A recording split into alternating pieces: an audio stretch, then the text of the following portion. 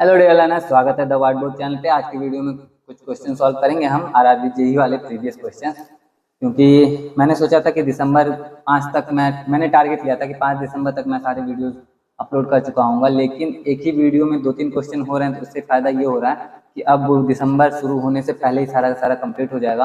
तो दिसंबर में एग्ज़ाम भी है, तो सबकी हो सकता है, सबकी नहीं, जिनकी भी हो, जो भी हो, थोड़ी बहुत भी हेल्प हो जाएगी तो अच्छा लगेगा मुझे, क्योंकि आपके फ़ायदे में ही मेरा फ़ायदा है। तो क्वेश्चन पे आते हैं कि आज का क्वेश्चन क्या है हमारा। क्वेश्चन आपको ऊपर दिखाई देगा, मैं पढ़ के बता रहा हूँ। 1 square plus 2 square plus 3 square plus dot dot dot 10 square का मान ज्ञात करें। अब समझो क्या बोला गया। 1 square plus 2 square plus 3 square plus dot dot dot plus 10 square का मान ज्ञात करें। अब इस तरह का क्वेश्चन अगर आपको आ गया, आपको मालूम है तरीका कैसे होता है, तब तो अच्छी बात है। लेकिन अगर नहीं मालूम है तो आप क्या करोगे, 1 का स्क्वायर करके 2 में जोड़ोगे, फिर 3 में जोड़ोगे, 3 के स्क्वायर में जोड़ोगे, फिर इस तरह से जोड़ोगे। और ये 10 तक जो है वो जोड़ा भी जा सकता है, ऐसा नहीं कि नहीं जोड़ा जा सकता, बिल्कुल जोड़ा जा सकता है ये। लेकिन यही अगर 10 की जगह 20 हो जाएगा तो मुश्किल बढ़ सकती है। फिर भी मान लो कि एक टाइम के लिए थोड़ा टाइम देके हमने सॉल्व कर भी लिया, 50 हो गया, तो क्या हम इतना टाइम देके सॉल्व करेंगे इसको? जी नहीं, हम लोग वो तरीका सीखेंगे, यूज करेंगे उसको। तरीका क्या है, सिंपली देखो। संख्याओं के वर्गों का जो योग होता है वो प्राकृतिक संख्याओं के शुरू से, ये इस तरह क्वेश्चन जब भी आपको मिलेगा ना, वो 1 से मिलेगा, 10 तक मिल सकता है, 1 से 100 तक मिल सकता है, 1 से 50 तक मिल सकता है, कुछ भी। और अगर 1 से नहीं मिल रहा है तो 51, मतलब कुछ ऐसा नंबर मिलेगा कि आपको वो ट्रिक यूज करना ही पड़ेगा, तरीका यूज करना ही पड़ेगा। तो प्रथम n प्राकृतिक संख्याओं के वर्गों का योगफल का जो एक फॉर्मूला होता है वो बता रहा हूं मैं आपको। नोट करना हो तो नोट कर लेना। प्रथम n प्राकृतिक संख्याओं के वर्गों का योग। फॉर्मूला बहुत simple, n plus 1 2n plus 1 by 6। इसको यूज करो, आपका काम होगा। अब प्रूव करके देख लेते हैं क्या ये सच में काम करता है कि नहीं करता, उसके बाद इसको अप्लाई करके हम आंसर लेके आएंगे। तो जैसे मान लो कि प्रथम एक प्राकृतिक संख्याओं के वर्गों का योगफल। अब 1 का स्क्वायर 1 होगा, जो कि आएगा 1। अब इसमें n की जगह 1 रख के देखते हैं कि क्या ये सच में 1 कहलाता है। तो n की जगह 1 रखा, तो यहाँ n प्लस 1 दिया हो, यानी 1 प्लस 1। यहाँ पे 2n प्लस 1 दिया, यानी 2 एकम 2, 1 3। ठीक है, लिख देते हैं 2 प्लस 1, 2 प्लस 1 और बटा में 6 गुना करो। 2 गुना 3 बटा 6, यानी 6 बटा 6, यानी कि 1, जो कि हमारा 1 आ गया। कोई दिक्कत वाली बात नहीं। 1 वाला हुआ है तो 2 वाला भी करके देखते हैं कि प्रथम 2 प्राकृतिक संख्याओं के वर्गों का योग। अब 1 का स्क्वायर और 2 का स्क्वायर दिया, हमें मालूम है कि ये 5 आता है। यहाँ रख के देखते हैं क्या सच में 5 आ रहा है, क्योंकि अगर 5 आ गया तभी ये सही माना जाएगा ना। तो चलो, 2 रखा हमने, 2 प्लस 1 रखा हमने, और आगे 2 2 दूनी 4 प्लस 1 रखा हमने, बटा में 6 है। आगे हो गया हमारा 2 गुना 3 गुना 5 बटा 6, 2 तिया 6, 3 खत्म, बचा 5।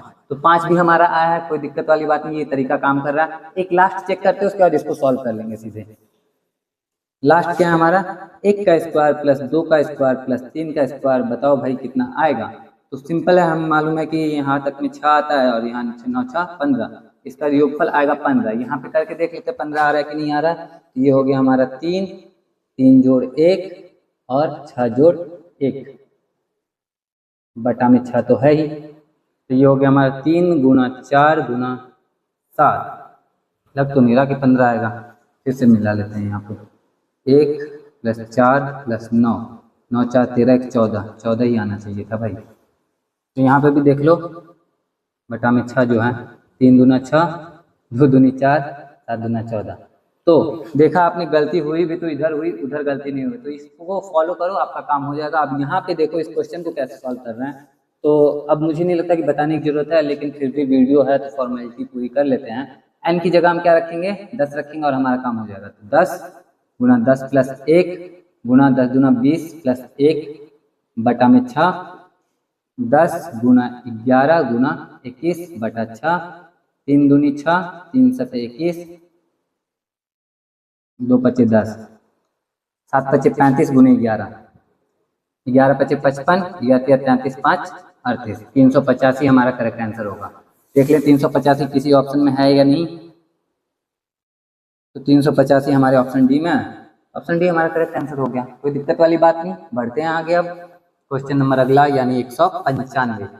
तो 195 नंबर का प्रश्न क्या है, यदि a और b सहअभाज्य संख्या है तो a स्क्वायर और b स्क्वायर है, खाली जगह है, क्या हो सकती है आप बताओ।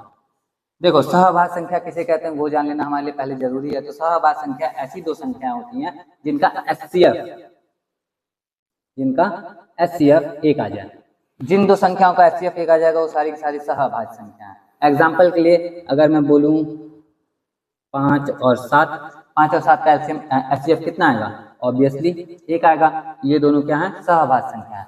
अब इनका स्क्वायर करके देखो तो इनका स्क्वायर 5 का स्क्वायर 25 और 7 का स्क्वायर 49। अब इनका जो वर्ग है वो क्या है, दोनों विषम है, हाँ दोनों विषम है। जरूरी नहीं कि सहअभाज्य संख्या ही हो। अच्छा क्या ये दोनों सहअभाज्य संख्या है, 25 और 49 क्या सहअभाज्य संख्या है, 25 और 49 का एचसीएफ कितना आएगा, करने की जरूरत नहीं, हम जान रहे हैं कि हाँ इसका एचसीएफ एक है। तो हाँ ये सहअभाज्य ही आया है।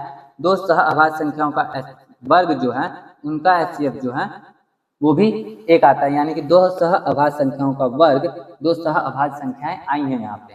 आगे बढ़ते हैं, तीसरे ऑप्शन दोनों सम है, तो सम तो दोनों में से कोई नहीं है। चौथा सहअभाज्य है कि वो भी सहअभाज्य होंगे, तो हाँ ये बी ऑप्शन हमें कुछ सही लग रहा है, लेकिन हम एक बार और जांच कर लेंगे उसके बाद करेंगे। तो आते हैं दूसरे क्वेश्चन पे। कोई सम संख्या देखो क्या सहअभाज्य हो सकती है, क्या कोई दो सम संख्याएं सहअभाज्य हो सकती हैं। तो हम बात करते हैं 5 और 6 की, एक विषम और एक सम। अब एक विषम है और एक क्या है, सम है, तो जाहिर सी बात है कि दोनों का एचसीएफ क्या होगा, यहाँ पे एक हो जाएगा। मतलब ये जाहिर नहीं है कि एक सम और एक विषम संख्या है तो एचसीएफ एक ही आएगा। कुछ ऐसी भी संख्या होती है जिनका जैसे 9 और 12 ले लो तो इनका एचसीएफ 3 भी होता है ना, लेकिन ये दोनों सहअभाज्य संख्याएं नहीं है, ये दोनों सहअभाज्य हैं। अब ये दो सहअभाज्य संख्याओं का जब हम वर्ग करते हैं 25 और 36, तो इनका एचसीएफ देखते हैं तो इनका एचसीएफ भी एक आ रहा है, यानी कि इनका जो वर्ग है वो भी क्या है, सहअभाज्य ही आया है। तो हमने दो जांच किया, विषम विषम लेके हमने देख लिया, विषम और विषम जब लेके देखा, जैसे मान लो 3 और 5 जिनका एचसीएफ एक था, यानी कि सहअभाज्य संख्याओं का एचसीएफ एक होता है, तो इनके वर्गों का जो एचसीएफ होगा ना वो भी क्या होगा, एक। जैसे 9 और 25 का एचसीएफ कितना आएगा, एक ही आएगा, जाहिर सी बात है। तो दो विषम संख्याएं जो कि सहअभाज्य संख्याएं थी, उनका वर्ग भी क्या है, सहअभाज्य संख्या है, कोई दिक्कत वाली बात नहीं।